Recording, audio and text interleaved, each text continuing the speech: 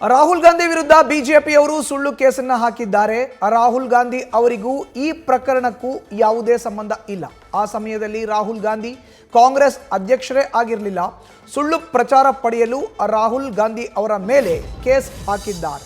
ರಾಹುಲ್ ಗಾಂಧಿ ವಿಚಾರಣೆ ಬಗ್ಗೆ ಉಪಮುಖ್ಯಮಂತ್ರಿ ಡಿ.ಕೆ. ಶಿವಕುಮಾರ್ ಹೇಳಿಕೆಯನ್ನು ಕೊಟ್ಟಿದ್ದಾರೆ.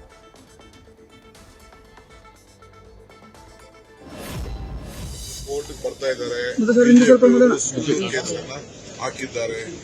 2,500 ಕೋಟಿ ರೂಪಾಯಿ ಸಿಎಂ ಹುದ್ದೆಗೆ ಮಾರಾಟಕ್ಕಿತ್ತು ಅಂತ ಹೇಳಿದ್ರು. ಏನು ಕೆಲವು ಪೇಪರ್ಗಳಲ್ಲಿ ಏನು ಅದನ್ನೇ ನಾವು ಕೊಟ್ಟಿದ್ದು.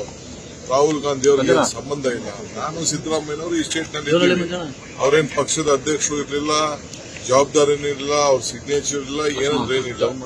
ಅವ್ರ ಮೇಲೆ ಸುಳ್ಳು ನೀರು ಪ್ರಚಾರ ಪಡೆಯಲಿಕ್ಕೋಸ್ಕರ ಕೇಸ್ ಹಾಕಿದ್ದಾರೆ. ಇಲ್ಲಿ ನೋಡೋಣ, ಕೋರ್ಟ್ಗೆ ಗೌರವ ಕೊಡಬೇಕು. ನ್ಯೂಸ್ ಫಸ್ಟ್ ನಿರ್ಭೀತಿಯಿಂದ ನಿಮ್ಮ ಪರವಾಗಿ.